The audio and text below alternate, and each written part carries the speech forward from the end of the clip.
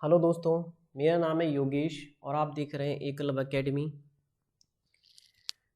तो स्टार्ट करते हैं आज के पॉजिटिव थॉट से। पॉजिटिव थॉट ये कि waiting for someone else to make you happy is the best way to be sad. मतलब ये कि अगर आप किसी का इंतज़ार कर रहे हो, अगर आप किसी का इंतज़ार कर रहे हो जो आपको हंसाए, तो आप अपने खुद को ही सैड कर रहे हो इंतज़ार करके। इससे तो अच्छा है कि आप अकेले रह लोगे ना तो ज़्यादा खुश रहोगे। कहने का मतलब ये है कि कभी किसी का इतना आदी मत बनो कि आपको खुद को प्रॉब्लम होने लगे। कभी कभी ऐसा होता है कि हम किसी के इतने आदी हो जाते हैं कि मतलब सब कुछ उसी पर डिपेंड रहते हैं। वो आए तो हम खुश रहें, वो जाए तो दुखी हो जाते हैं। ऐसी सिचुएशन में आ जाते हैं कभी कभी तो पता ही नहीं चलता कि कर क्या रहे हैं। मतलब दूसरों का रिमोट बन जाते हैं हम लोग। तो ये बिल्कुल भी नहीं करना, कभी किसी का रिमोट मत बनना। अपना रिमोट हम किसी और को दे देते हैं कि तुम चलाओ हमें, तुम खुश रखना हमें, और जब वो खुश ना रहे तो तब क्या करोगे। इसीलिए कभी किसी का वेट मत करो कि आपको वो हंसाएगा वो या हंसाएगी, जो भी है। तो स्टार्ट करते हैं। ये पॉलिटी का सेकंड पार्ट है, इसका फर्स्ट पार्ट अपलोड कर दिया गया था तो वहाँ तक हमने पढ़ लिया था। इसके बाद है आपका चार्टर एक्ट 1833। इसका साइज कम करते हैं, ये ठीक है। 1833 का चार्टर एक्ट, इसमें होता कि बंगाल का जो गवर्नर था उसको संपूर्ण भारत का गवर्नर जनरल बना दिया गया। संपूर्ण भारत, ये यहाँ पर लिखा है, का जनरल जनरल गवर्नर बना दिया गया था। अतः देश की जो शासन प्रणाली था ना उसका क्या कर दिया गया, केंद्रीकरण करने का प्रयास किया गया था। मतलब पूरे भारत का एक क्या बना दिया है, एक गवर्नर बना दिया गया है। तो उससे क्या हो रहा है कि शासन प्रणाली का क्या कर दिया है, केंद्रीकरण कर दिया गया है। और पहले भारत के जो जनरल गवर्नर थे वो लॉर्ड विलियम बेंटिंक थे। और इसमें एक पॉइंट ये भी आता है कि मुंबई और मद्रास के पास जो कानून बनाने की शक्ति थी अब उसे क्या कर दिया, समाप्त कर दिया। और भारत के जो जनरल गवर्नर थे उनको असीमित अधिकार दे दिए गए, परंतु वो भी क्या थे, कोर्ट ऑफ डायरेक्टर के अधीन थे। कोर्ट ऑफ डायरेक्टर क्या है, एक इंग्लैंड में है। कोर्ट ऑफ डायरेक्टर इंग्लैंड में, उसके अधीन ही काम करता था जो आपका गवर्नर जनरल थे। ईस्ट इंडिया कंपनी के व्यापारिक कार्यों को समाप्त कर दिया गया। मतलब क्या, व्यापारिक कार्य नहीं हो रहे, सिर्फ क्या कर रहे हैं, अब एक एडमिनिस्ट्रेटिव का कार्य करेंगे। मतलब एक प्रशासनिक इकाई रह गई थी ईस्ट इंडिया कंपनी। इससे पहले मैंने बताया था आपको, पिट्स इंडिया एक्ट में दो भागों में बांट दिया था, बोर्ड ऑफ डायरेक्टर और board of controller. Board of director क्या कर रहे थे, सिर्फ व्यापार कर रहे थे। और बोर्ड ऑफ कंट्रोलर क्या कर रहे थे, कई सारे कार्य कर रहे थे, सैन्य का कार्य कर रहे थे, प्रशासन का कार्य कर रहे थे, नागरिक मामले आ रहे थे, वित्त संबंधी मामले आ रहे थे, प्रशासन चलाना था इनको, रेवेन्यू को देखना था। सब कुछ मामला किन्हीं पर आता था, बोर्ड ऑफ कंट्रोलर में। तो इन दोनों पद को क्या कर दिया गया, समाप्त तो नहीं किया गया था, लेकिन इनकी जो शक्तियां थी उनको खत्म कर दी गई थी। मतलब अभी भी इनको सैलरी वगैरह मिल रही थी, बस शक्तियां को खत्म कर दिया गया था। और शक्तियां किसको ट्रांसफर कर दी गई थी, आपका जो जो भारत की जो पहले जनरल गवर्नर है उनको ट्रांसफर कर दी गई थी। और वो भी किसके अंडर में कार्य करते थे, कोर्ट ऑफ डायरेक्टर के।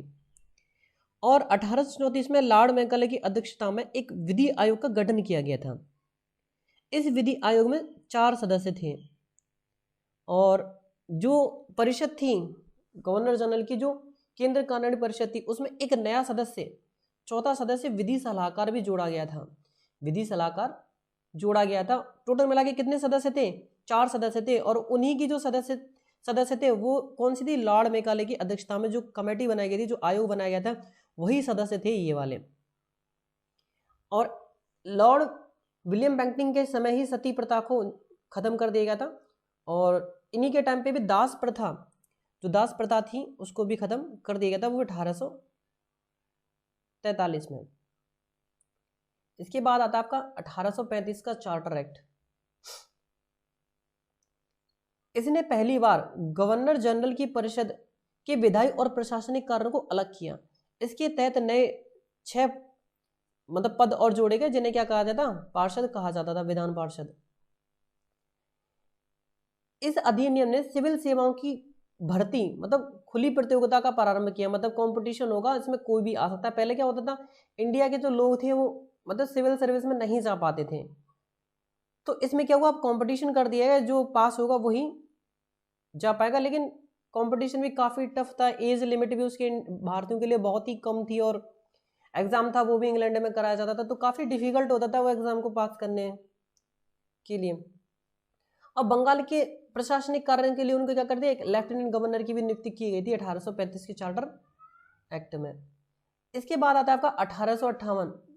ये आया था जब 1857 की जब क्रांति हो गई थी, उसके बाद 1858 का एक चार्टर एक्ट आया था। 2 अगस्त 1858 को ब्रिटेन की जो महारानी है विक्टोरिया, इन्होंने हस्ताक्षर कर इसको पारित किया गया था। अब भारत में जो ईस्ट इंडिया कंपनी रह रही थी, उसका जो भी शासन था, उसका जो शासन था अब सीधा क्या होगा, ब्रिटिश के हाथों में आ गया था। अब क्योंकि 1857 की क्रांति बहुत विद्रोह हुआ, तो उसने क्या किया कि कंपनी को खत्म तो नहीं किया गया अभी इस समय तक, लेकिन जो पावर है वो ब्रिटिश गवर्नमेंट को क्या कर दी गई है, ट्रांसफर कर दी गई है। निदेशक मंडल और नियंत्रक मंडल बोर्ड ऑफ डायरेक्टर और बोर्ड ऑफ कंट्रोलर के पद को समाप्त किया गया। इसके स्थान पर भारत सचिव का एक नया पद बनाया गया। भारत सचिव का एक नया पद बनाया गया है जो इन दोनों का कार्य करेगा। और निदेशक मंडल और नियंत्रक बोर्ड की शक्तियां किसको दे दी गई थी, भारत सचिव को दी गई थी। और इसकी सहायता के लिए एक 15 सदस्यीय मंत्रिपरिषद का गठन किया गया है। और पहले वित्त जो हमारे भारत सचिव थे वो लॉर्ड स्टेले थे। ये कई जगह पर देखा है गलत दिया है, लेकिन ये लॉर्ड स्टेले है, वो सही आंसर है इसका। जनरल गवर्नर का जो नाम था इस टाइम पे बदलकर वॉइस रॉय कर दिया गया था, और पहले वॉइस रॉय थे लॉर्ड कैनिंग। लॉर्ड कैनिंग पहले वॉइस रॉय थे और पहले भारत सचिव थे लॉर्ड स्टेनले, ये इसके अंडर ही कार्य करते थे। अब बहुत सारे लोग देखते हैं कि वॉइस रॉय बड़ा होता है या फिर भारत सचिव बड़ा होता है, तो वॉइस रॉय था जो वो भारत सचिव की आज्ञा के अनुसार ही कार्य करता था, उसके लिए बाध्य था। तो इसमें जो भारत सचिव है वो उनका पद बड़ा माना जाएगा। फिर इसके बाद आता है 1861 का भारत परिषद अधिनियम। इस अधिनियम के तहत वायसराय के विधायी कार्यों के एक नए प्रांत का निर्माण, एक नए प्रांत जो इसके विधायी कार्य हैं, वायसराय के विधायी कार्यों के लिए नए प्रांत का निर्माण करने या नए प्रांत में गवर्नर या फिर लेफ्टिनेंट गवर्नर की नियुक्ति करने की जो शक्तियां थी वो किसको दे दी गई थी, वायसराय को दे दी गई थी। अब वायसराय की केंद्रीय कार्य परिषद में एक नया सदस्य जोड़ा गया था और वो विधिवेत्ता होना उसका अनिवार्य था, 5वां सदस्य। वायसराय को अपनी परिषद के सदस्यों की वृद्धि करने का अधिकार दे दिया गया, किंतु न्यूनतम संख्या 6 थी और अधिकतम संख्या 12 निर्धारित की गई थी। वायसराय की परिषद में कम से कम आधे सदस्यों को गैर सरकारी होना आवश्यक था। ये जो गैर सरकारी सदस्य हैं और ज्यादातर कौन होते थे, भारतीय, ऐसे ही इनको नॉमिनेटेड कर दिया गया था, लेकिन ना तो ये वोट कर सकते थे, ना ही कुछ बोल सकते थे, ना ही पूरक प्रश्न पूछ सकते थे, कुछ इनको अधिकार नहीं था, बस इनको नॉमिनेटेड कर दिया गया, बस ये जा सकते थे, वहां पर बैठ सकते थे। इनका कोई भी सरकारी जो कार्य है या फिर जो उनकी कार्यपालिका है, जो परिषद है, उसमें बिल्कुल भी इनको कोई नियंत्रण नहीं था, ना तो वोट कर पाते थे ना कुछ भी करते। वायसराय इनकी राय को ठुकरा भी सकता था। गैर सरकारी सदस्यों को प्रशासन या वित्त संबंधी पूछने का भी कोई हक नहीं था, कोई भी अधिकार नहीं था। और 1862 में लॉर्ड कैनिंग ने 3 भारतीयों को अपनी परिषद के लिए नियुक्त किया था, चुना था। बनारस के राजा थे, पटियाला के महाराज थे और सन दिनकर राव थे। इंपॉर्टेंट है ये कि लॉर्ड कैनिंग के समय में ही विभागीय प्रणाली की शुरुआत हुई थी 1861 के चार्टर एक्ट में। और इसमें ये भी इंपॉर्टेंट है कि वायसराय संकटकालीन दशा में इमरजेंसी के टाइम पे अध्यादेश जारी वगैरह कर सकते हैं। ये भी इसी टाइम पे हुआ था 1861 के चार्टर एक्ट में। इसके बाद आता है 1863 1873 का अधिनियम, जिस टाइम पे मतलब ईस्ट इंडिया कंपनी की जो ट्रांसफर थी, मतलब सारी जो शक्तियां थी 1858 की चार्टर एक्ट में, वो ब्रिटिश गवर्नमेंट को ट्रांसफर तो कर दी गई थी, लेकिन उस ईस्ट इंडिया कंपनी को अभी तक खत्म नहीं किया गया था। तो 1 जनवरी 1874 को इसको औपचारिक ऑफिशियल रूप से बंद कर दिया गया था 1873 के चार्टर एक्ट में। इसके बाद आता है शाही उपाधि अधिनियम 1876। वायसराय की जो केंद्रीय परिषद थी उसमें सदस्यों की संख्या 5 से अब कितनी हो गई, 6 हो गई, मतलब एक सदस्य और बढ़ा दिया, जिसको विभाग दे दिया था लोक निर्माण विभाग। और 28 अप्रैल 1876 को ब्रिटेन की जो महारानी थी उनको भारत की एक सम्राज्ञी घोषित कर दिया गया था। इसके बाद आता है आपका भारतीय परिषद अधिनियम 1892। इस अधिनियम के द्वारा केंद्रीय तथा प्रांतीय विधायी परिषद में क्या हुआ, सदस्यों की संख्या में क्या कर दिया, वृद्धि की गई। मतलब इसका मतलब है कि सेंट्रल गवर्नमेंट में क्या कर दिया गया, सदस्यों की संख्या बढ़ाई गई, और जो प्रांत होते थे उस टाइम पे उनमें भी सदस्यों की संख्या बढ़ाई गई।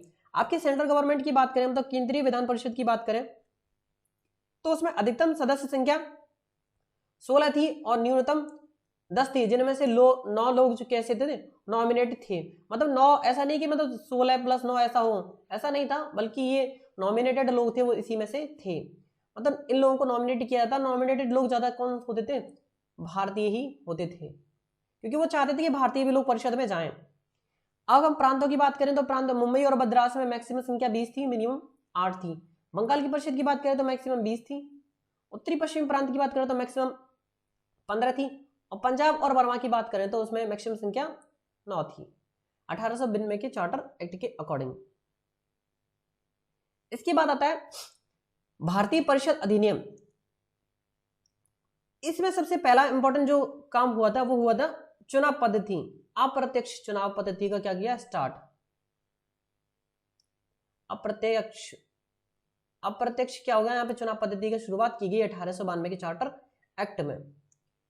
केंद्रीय तथा प्रांतीय दोनों विधान मंडलों के लिए यह व्यवस्था थी कि इन सदस्यों को सार्वजनिक हित के मामलों में 6 दिन की सूचना देकर पूरक प्रश्न पूछना या फिर कैसे भी प्रश्न पूछना था वो पूछ सकते थे, परंतु प्रशासन के लिए अगर आवश्यक तो बिना बताए, बिना मतलब कारण बताए उसका उत्तर देने से मना कर सकते थे। मतलब उस टाइम पर जब नॉमिनेटेड किया गया था तो इन लोगों को कोई भी प्रश्न पूछने का हक नहीं था। इस टाइम पे प्रश्न तो पूछ सकते हैं, लेकिन इसका आंसर दें या ना दें इसके लिए कोई बाध्यता नहीं थी। Thank you so much video देखने के लिए। अगर अच्छा लगा हो तो इसको शेयर जरूर कर देना और चैनल को सब्सक्राइब करने में हमारी मदद करें। Thank you.